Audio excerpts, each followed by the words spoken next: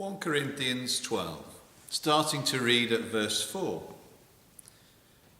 Paul writes this: Now there are varieties of gifts, but the same Spirit. And there are varieties of ministries, and the same Lord. There are varieties of effects, but the same God, who works all things in all persons.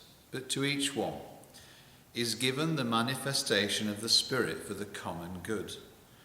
For to one is given the word of wisdom through the Spirit, and to another the word of knowledge according to the same Spirit. To another faith by the same Spirit, and to another gifts of healing by the one Spirit, and to another the effecting of miracles, and to another prophecy, and to another the distinguishing of spirits, to another various kinds of tongues, and to another the interpretation of tongues. But one and the same Spirit works all these things, distributing to each one individually, just as he wills. Paul's picture of the church, how he sees it,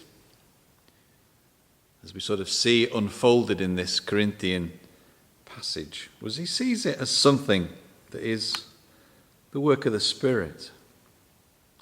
And it's the work of the Spirit through individuals. But of course, this building that we call our church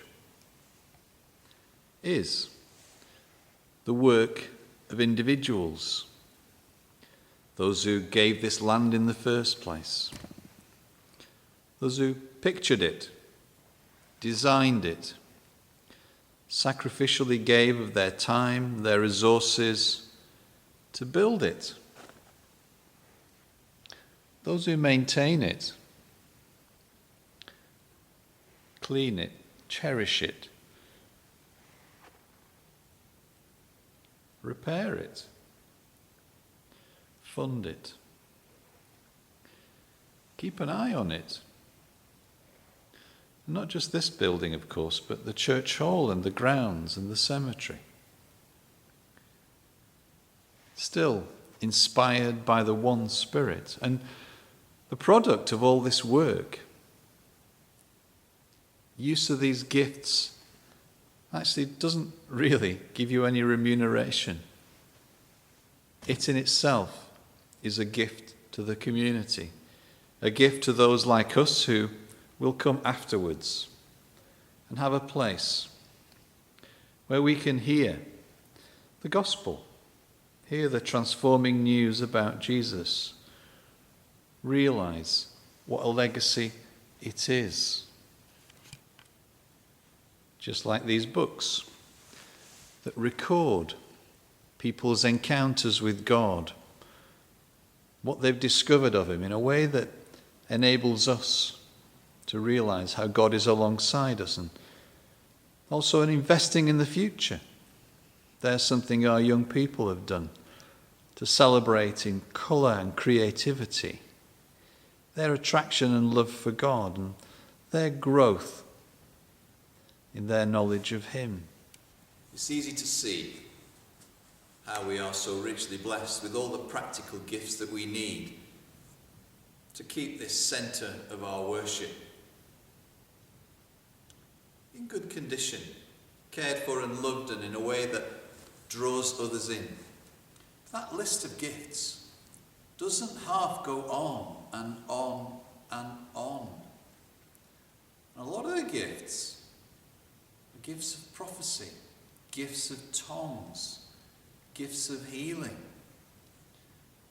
These are all available to the church. We don't seem to avail ourselves of them. They are there.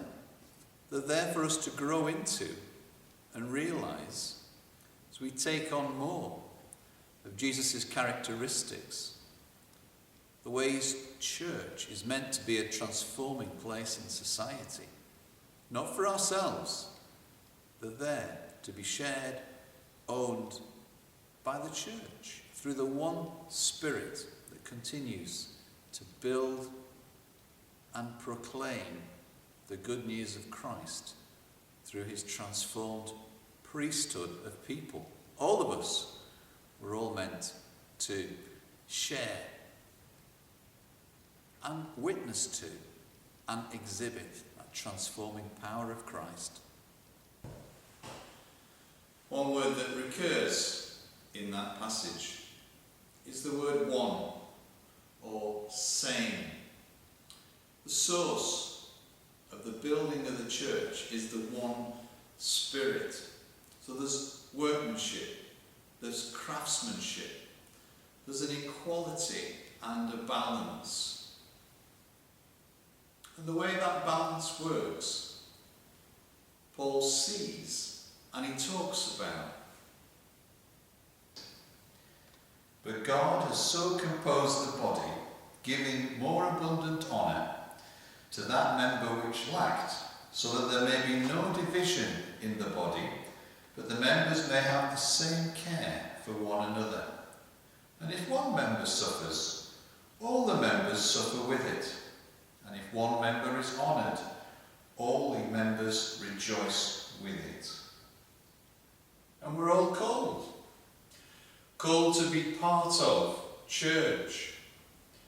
Not to be the one person that does absolutely everything, but to be willing to both receive and share gifts on behalf of everyone else. To be willing to be drawn into this project that Jesus started and is at the heart of, to change the world, to bring about light, to dispel the darkness. All are not apostles, are they?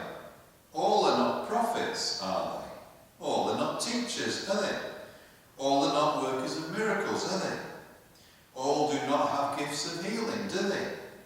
All do not speak with tongues, do they? All do not interpret, do they? But earnestly desire the greater gifts. And I show you a still more excellent way. Paul delights in what God has done, in the way he's created and fashioned and continues to nourish the church. What's the secret of it all? That's what he's leading to in the next chapter.